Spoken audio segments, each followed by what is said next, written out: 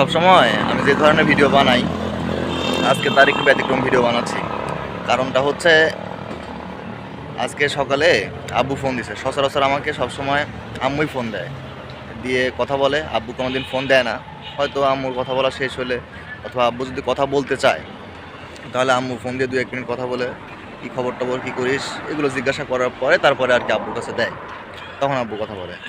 তো সচরাচর এই ডিলগুলো মাই করে থাকে, কিন্তু আজকে একটু ব্যতিক্রম। ফোন দিছে, দিয়ে বলছে যে কি করিস? তো কিছু না, আমি সচরাচর সবসময় যেটা বলে থাকি, অফিসে অথবা বসে আছি অথবা কিছু না। তো বললো যে সাথে সাথে বললো তা আকাম তো একটা হয়েছে। কি আকাম হয়েছে?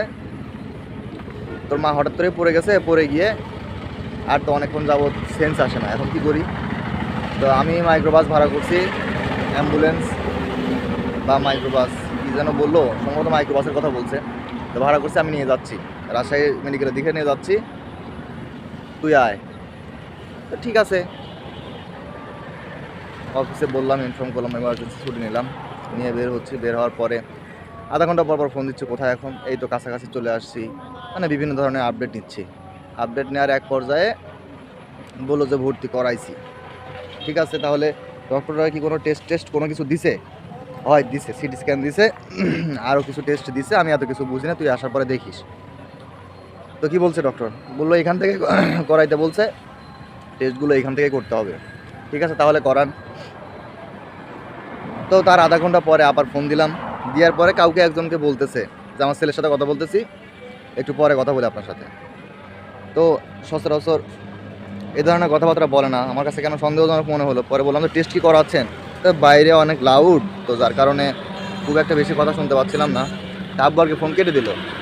দেওয়ার পরে আবার 10-15 মিনিট পরে ফোন দিলাম, ফোন আবার কেটে দিল, ফোন ধরে না। 20 মিনিট পরে আবারও ফোন দিল, ফোন ধরে না। ফোন দিলাম আমি আর কি, ফোন ধরে না। এবার ফোন কেন ধরে না? তো যাই হোক, ভাবলাম যে হয়তো বা ডক্টর আসছে, এমার্জেন্সি নিয়ে যা ভর্তি করাইছে, ক্রিটিক্যাল অবস্থা হইতে পারে, যেহেতু লং টাইম সেন্স আসে নাই, স্ট্রোক করতে পারে বা নানান সমস্যা হইতে পারে, অন্য কোনো প্রবলেমও হইতে পারে, বা টেস্টে কোনো ওইখানে ঝামেলা হইতে পারে, যেহেতু পেশেন্ট ধরে উঠাইতে হবে, নামাইতে হবে, বেডে শোয়ানোর ঝামেলা আছে।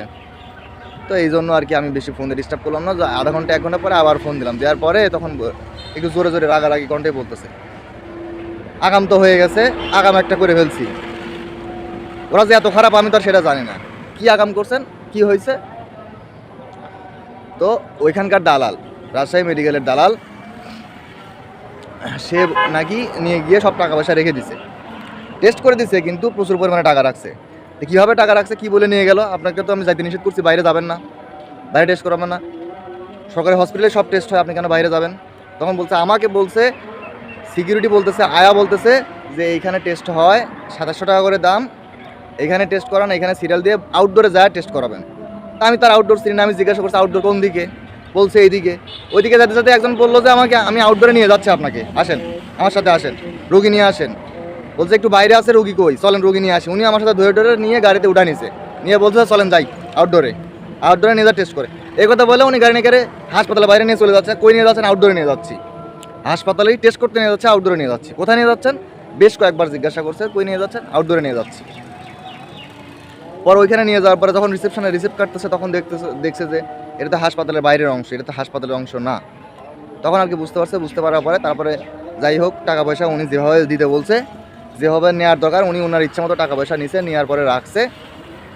এখন হচ্ছে হাসপাতালে আসার পরে বলতেছে যে হচ্ছে আমার কাছ থেকে এরকম এরকম করে টাকা রাখছে, সব টাকা রেখে দিছে, যার টাকা পয়সা আমার কাছে ছিল 8-10 হাজার টাকা ছিল, সব টাকাই রাখছে। বলছে এগুলো টেস্টের জন্য লাগবে, এখন একটু যে রিপোর্ট পরে দেওয়া হবে। এখন প্রস্রাবের একটা কোটা দিচ্ছে, এই কোটা করে নিয়ে প্রস্রাব নিয়ে দিয়ে আসে। যখন প্রস্রাব করে পেশেন্ট, তখন নিয়ে এসে দিয়ে দেয়। এই হচ্ছে রাজশাহী মেডিকেলের অবস্থা। তো যাই হোক, আমি এখন আসি, আগে তো ফুড ভিলেজ ছিল, এখন সেটা ফুড ভিলেজ নয়, এখন হয়ে গেছে সিল্ক সিটি। তো রাজশাহীর দিকে যাচ্ছি ঢাকা থেকে, গিয়ে দেখি কী অবস্থা হয়, তাদের সাথে একটু কথাবার্তা বলি, তারা কেন এই কাজ করলো। আমার তো বাইরে টেস্ট করানোর দরকার নাই, আমার বাবাও তো বাইরে টেস্ট করাবে না, সেও তার কাউকে গিয়ে বলে নাই যে আমি বাইরে টেস্ট করাইতে যাবো, ডক্টরও সাজেস্ট করে নাই যে বাইরে টেস্ট করাইতে হবে, কোনো আয়া বুয়া কোনো সিকিউরিটিও বলে নাই যে আপনি ওই অমুক জায়গায় গিয়ে টেস্ট করেন। তারা কেন আউটডোরে কথা বলে বাইরে নিয়ে চলে গেলো যে আমি আপনাকে আউটডোরে নিয়ে যাচ্ছি। শুনতে হবে তো অবশ্যই বিষয়গুলো। দেখি কোন দালাল করছে এই কাজ।